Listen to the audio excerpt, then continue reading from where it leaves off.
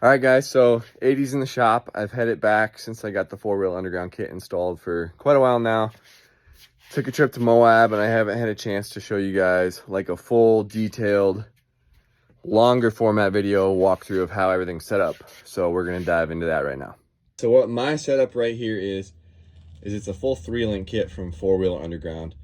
Brian over there sells a lot of options for the 80 series. You can kind of build the kit as you want, with or without coilovers.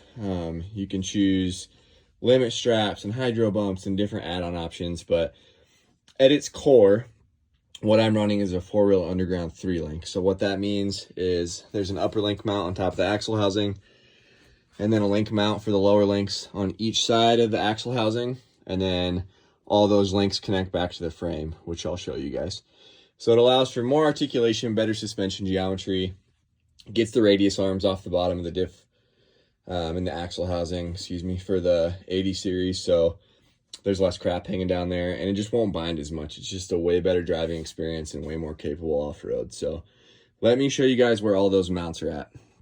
These are the lower link mounts. So you can see one of them attaches on this side of the frame. The other one attaches over there on that side of the frame rail. And then the upper link, which goes from the top of the link mount right there on top of the axle housing, connects to this bracket, which this is kind of a dual pre-welded bracket that Brian gives you. So he makes it easy. He has all the suspension geometry dialed in based on the link separation and the placement on the housing and the placement on the frame. So you get all these mounts and you weld them in exactly where Brian wants them. And then you don't have to worry about anything. You get the links, you get the joints. It's as buttoned up of a kit as you could possibly get. So that's the placement of the frame side links.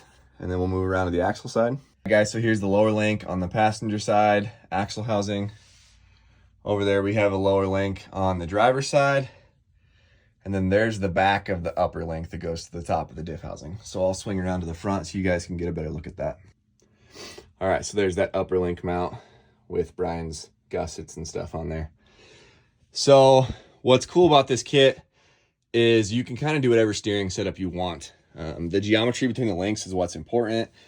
Brian dials that in for you, and then he sets up the brackets as good as they can be set up. I actually went with Hellfire knuckles to beef up the knuckle itself and do a high steer setup. So on my setup right here, you can see that I have my tie rod on the inside position and the drag link outboard. So there's the tie rod. I'm actually using Chevy 1-tons for that, spanning one side to the other. And then I couldn't fit two of those together, or side by side, so I had to go to a regular rod end here for the drag link, and then that connects over to the pitman, and eventually may upgrade that to a dual shear setup, but it's been doing fine right now. You can see the geometry of that drag link matches the panhard very closely, which is what you want. So this is Brian's panhard axle side bracket, which is pretty tall, which we needed to clear that upper link mount. Bracket worked great. And then there is the frame side panhard bracket right there. Based on my steering setup, you shouldn't have to do this, but we had to notch that link mount right there, as you can see, just so that at full bump, we could get all the travel out of the coilovers that I wanted. Like I said, most people probably won't have to do that.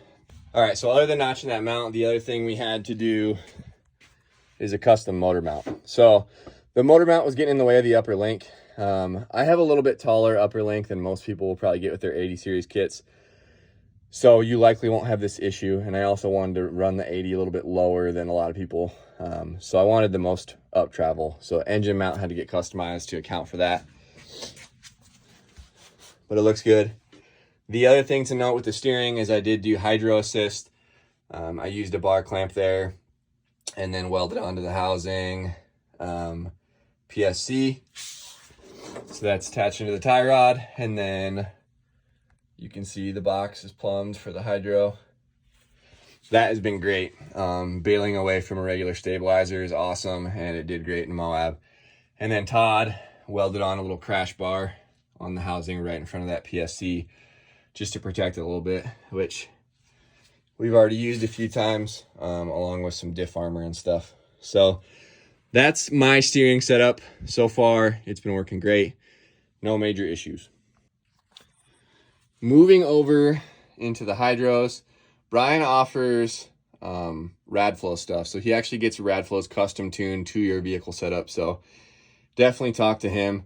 I'm running 14-inch Radflows. They are 2.0s and then hydro bumps. So this stuff's kind of positioned how you want. But shock towers for me, because the lower link mounts on my setup are a little higher, they had to go up through the sheet metal. It's hard to see there, but I actually had to slightly notch the air box right there. But the limit straps are attached on the back. Hydro bumps are attached on the front. And then there is your dual spring rate stuff that you can dial down as needed. So I did make some adjustments on that to firm it up a little bit, and it feels great. The other thing to note with my setup, based on how tall those shock towers were, coilover towers, it was just easier to mount the resis up in the engine bay. So Todd made some custom brackets. They sit right there. I actually really like how that looks, and like getting the clutter away from the wheel well, because everything is really tight in here. So the least amount of clutter we can have under here, the better. But you can see that the pinch weld for my setup did get cut. Some people with the towers you'll see come right under there, and they actually won't need to notch that.